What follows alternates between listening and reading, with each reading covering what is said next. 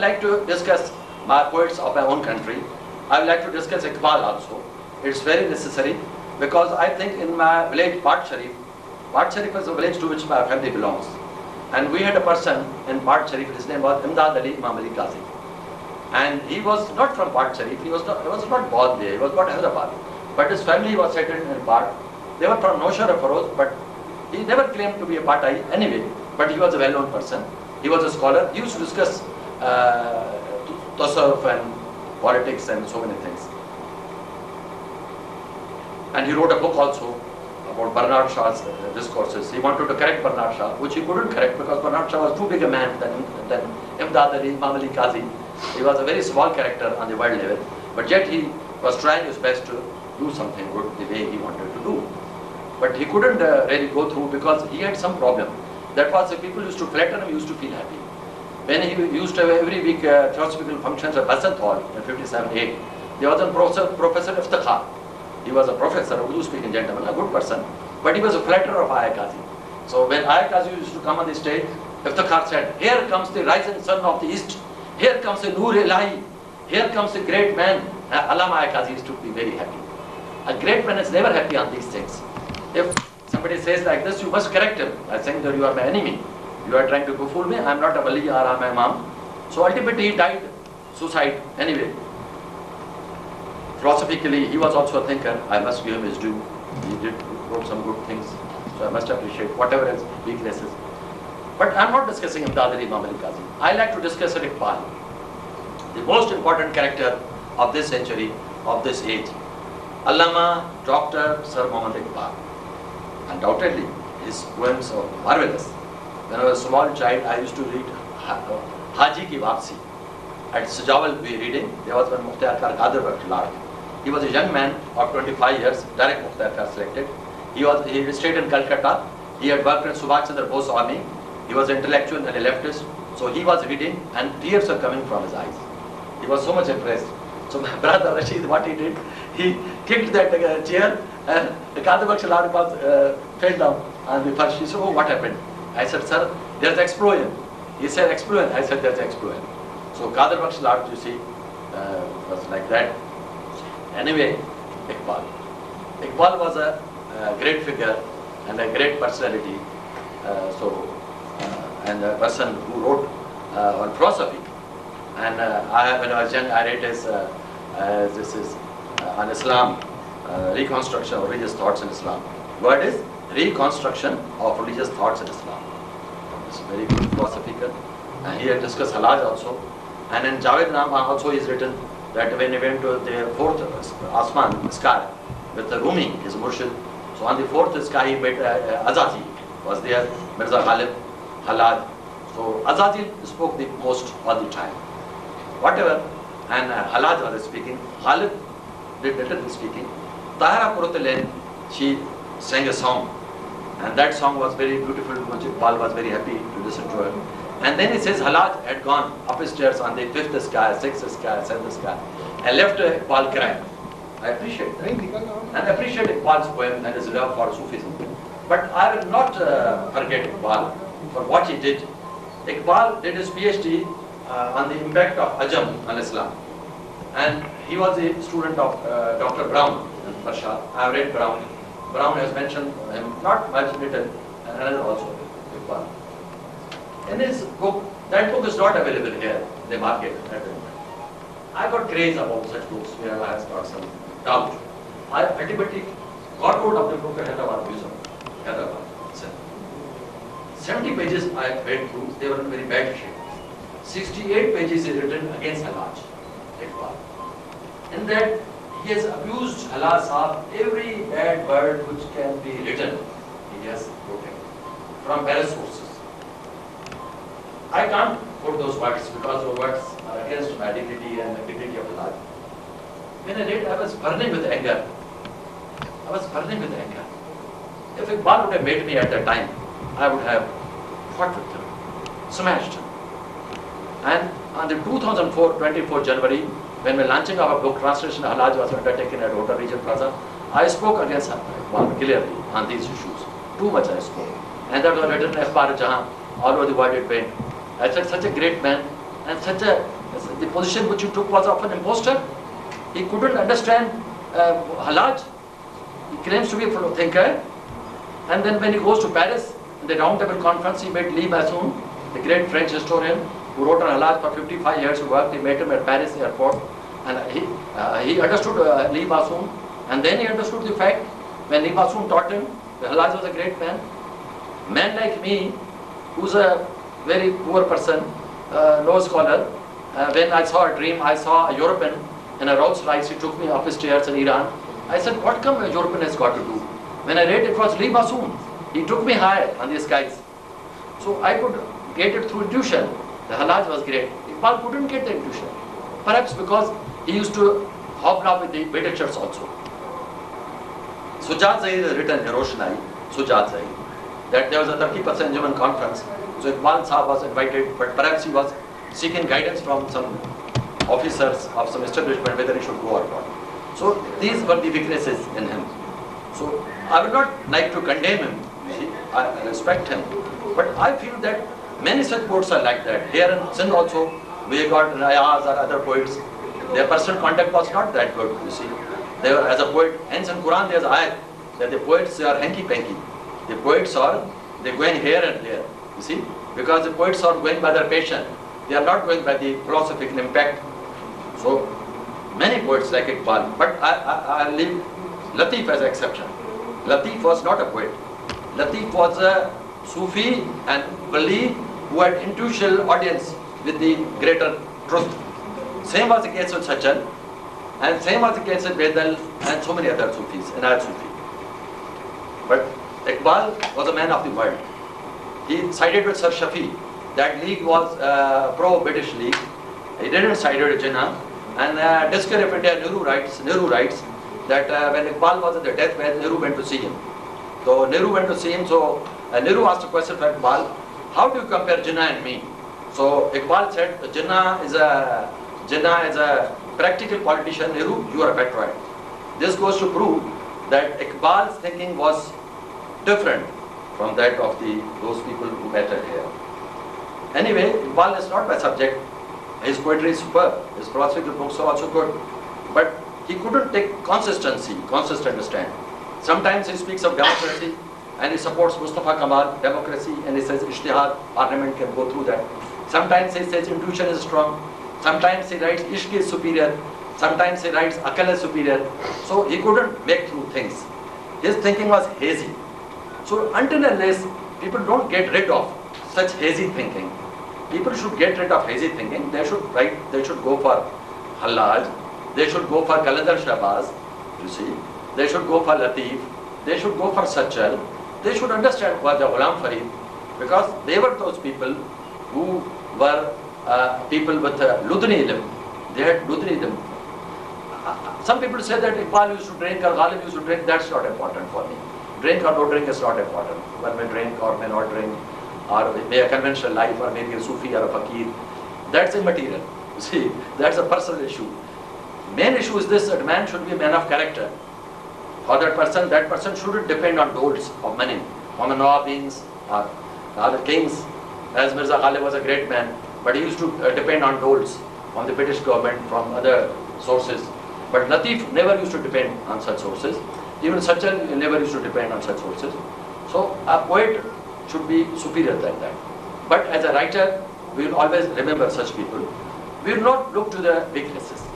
So anyway, I discussed much about it, and now I request, you see, my friend Allama Amin Mamsi Sahab to come and discuss today's matter, today's program, and to give its explanation as to how he thinks about Hallaj and especially about the day. I have taken much of her time because perhaps my mind is not working in the direction it may. Here at the time I am not under the spell of my mind. At the time I am under the spell of the intuitional framework of Hallaj, because I am feeling myself at rapport with him, and since I am at rapport with him, my conversation at times will be full of Jalal as well, apart from Jalal, and people should not take that thing like that, because I will ask Allama Sahab to come and address this august gathering. Allama Amin Mamsi Sahab is a scholar, intellectual, in any language he likes to speak.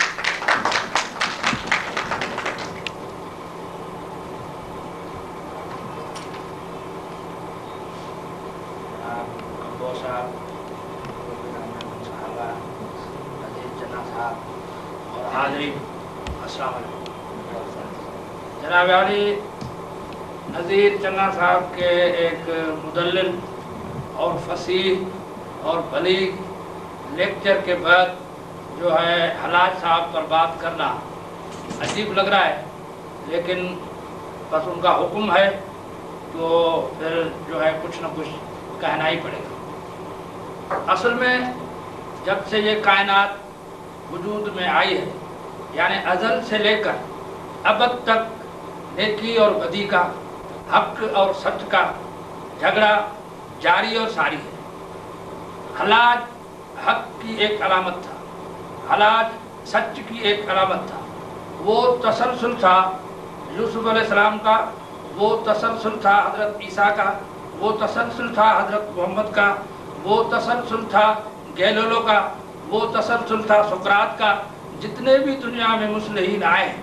کیونکہ نبی ہونے کے باوجود بھی دنیا میں حضرت یوسف علیہ السلام نبی تھے، لیکن اس نے بھی دعا یہ مانگی تھی کہ وَلْحِقْنِي بِالصَّالِحِينَ، صالح کا جو کردار ہوتا ہے دنیا میں حق اور سچ کا بول بالا کرنے کے لیے، اس کی رفعت کے لیے، تو یہ ایک بڑا مقام ہے۔ حضرت منصور حلاج نبی تو نہیں تھے، لیکن وہ ایک بڑے مصلح تھے، جس کے لیے حضرت یوسف علیہ السلام نے خود دعا مانگی کہ مجھے صالحین میں سے کر۔ اور وہ تسلسل تھے عباسی دور میں جو زیادتیاں ہوئی، میں نے تو ایک کتاب میں پڑھا تو وہاں ایک قحط کی پوزیشن تھی اور اس میں لوگ باغی ہو گئے تھے، حکمرانوں نے اس کو دبانے کی کوشش کی، حضرت حلاج نے ان بھوکے ننگے مظلوم عوام کے لیے آواز بلند کی، تو یہ سزا جو ہے اس کے لیے ہی تھی گویا۔ اور پھر شبلی اور جنید جیسے بندے ان کو ملے، اگر کوئی شعیب آئے میسر شبانی سے کلیمی 2 قدم ہے۔ تو جب جنید مل گیا، جب شبلی مل گیا، جب اور جو ہے بندے مل گئے تو اس کا مقام اور بلند ہو گیا۔ اب 1000 سال سے اوپر ہو گیا ہے، آج یہاں پہ ہم ان کو یاد کر رہے ہیں، تو یہ کیا فلسفی ہے، یہ کیا مقصد ہے؟ مقصد یہی ہے کہ دنیا میں جو بھی لوگ ہوتے ہیں حق اور سچ کے لیے لڑتے ہیں، جدوجہد کرتے ہیں، اس کو یاد کیا جاتا ہے، کیونکہ رومی نے کہا ہے کہ از خدا پردہ کسدر، از خدا پردہ کسدر میل اندر تانے پاکا قدرت۔ جو لوگ جو ہے جن کو اللہ تعالیٰ اپنا اولو العزم بناتا ہے، عرفہ مقام دینا چاہتا ہے، اس کو تکلیفوں میں ڈالا جاتا ہے، ان پر عذاب نازل کیے جاتے ہیں۔ جیسے چنا صاحب نے فرمایا کہ حلاج کے ساتھ کتنی جو ہے زیادتیاں ہوں، ان کے آخر لاش کو جلایا گیا، اس کو سولی پہ چڑھایا گیا۔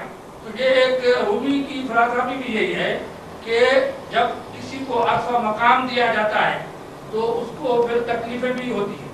لہذا چنا صاحب نے ایک بڑا یہ کام سر انجام دیا ہے کہ حلاج صاحب کو یاد کر کے اور ہم لوگوں کو وہاں بلا کے اس دعا میں شامل کیا ہے، اور چنا صاحب کے والد کا بھی ایک بڑا کنٹریبیوشن ہے، اور وہ سنت نبوی ہے۔ انہوں نے اسکول کھولے، اسکول نبی صلی اللہ علیہ وسلم کے دور میں جب مسلمانوں کے ہاں کفار قیدی آئے، ان کو رہائی کے لیے یہ شرط رکھی گئی تھی کہ جتنے بھی لوگوں مسلمانوں کو آپ پڑھائیں گے لکھائیں گے تو آپ کو آزادی دی جائے گی۔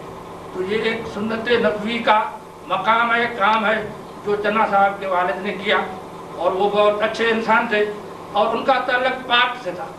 پاٹ ایک علمی فکری فلسافیکل بستی ہے آج بھی، اور ان میں جتنے بھی لوگ تھے وہ بہت بڑے اولوالعزم اور نیکوکار تھے۔ اس میں اپنا خواجہ نظام دین اور جو ہے بہت بڑے بزرگ جو پھر یہاں سے پاٹ سے ہجرت کر کے انڈیا بھی گئے تھے، پھر انڈیا سے واپس یہاں پہ آئے، ان کی فیوز اور برکات پوری اسلامی دنیا میں پھیلے ہوئے۔ میں چنا صاحب کو مبارکباد دیتا ہوں کہ انہوں نے یہ پروگرام کر کے ہمیں بھی عزت بخشی اور دعاؤں میں شامل کیا۔ بہت بہت شکریہ۔ Allama Amin Masih Saab made a marvelous speech, and I pay tribute to him for his rendering of the, in his very few words, he expressed everything. See, so now I request Mansoor Saab. Now I request Ms. Rubina Mehman. She's an educationist and a principal of a school at Malid, Memon Education Foundation School. Fortunately, I am the person who named this school when it was started by Sayyid Memon. So I had worked with him voluntarily. So she's an intellectual and a leading personality, and she has got a radiation of truth within her. And I believe that she has much to do. Now that's up to her as to what she's doing, what not. But I pray that she should contribute positively towards the spirit of truth and beauty and message.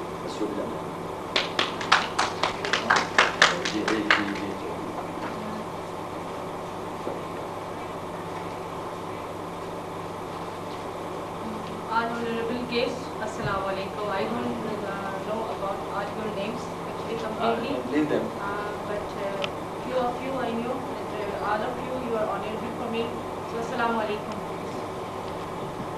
Today I'm really privileged to be a speaker on Hallaj's 11th and 30th anniversary. Anniversary of Mansoor Hallaj, who led his adorable life at the Gibbet on the same evening of today as on 24th of March. We are talking about and we are also discussing about his what he did for the hug, actually for the voice of the hug, and this was same as happened meted with the Hallaj on the same evening we are talking about, and which was actually execution was given by the Abbasi Khalifa Muqtadir Billah, and he was a Kurd person who had he was helped by a Turkish embassy. His name was General Monis. So his Arabic, as his all of the Diwan which was wrote by the Hallaj Sahab, 46 of his books were burnt, and but the follower or lover of Hallaj Sahab, Mr. Muzaffar Iqbal, who translated later on his Diwan in the translation in the Urdu language, and same by was translated in again English. Mr. Nazir and Channa on 24th of January 2004 at the Hotel Regent Plaza. I remember that that was a good event on that day, and that was same published. That was same published, translated by later on Nazir and Channa, and the chief guest was on that evening Mr. Mohammed Saki Maqbool Ahmed, the grandson of Sajjad Sarmast, and Hallaj has given too much to the people of the world. You know what he has given us. He has given us the right path. Where should we be? And where should we stand? What we do? I have seen that we all just going in a some way path that we don't know where should we go and what is our right path. We don't know much about Islam, especially the young generation. I would like to request, as I'm seeing and reading in all the time the newspapers, that the young generation do not consider much about the Islam. We do not go in the deepness of the Islam. What is it? Here I was reading an interview and in the newspaper, Dawn newspaper. I would like to quote the here was a question asked by a student that what does mean by Punjab. She was also belonging to the Punjab and she was resident of there, but she doesn't know that what is Punjab mean.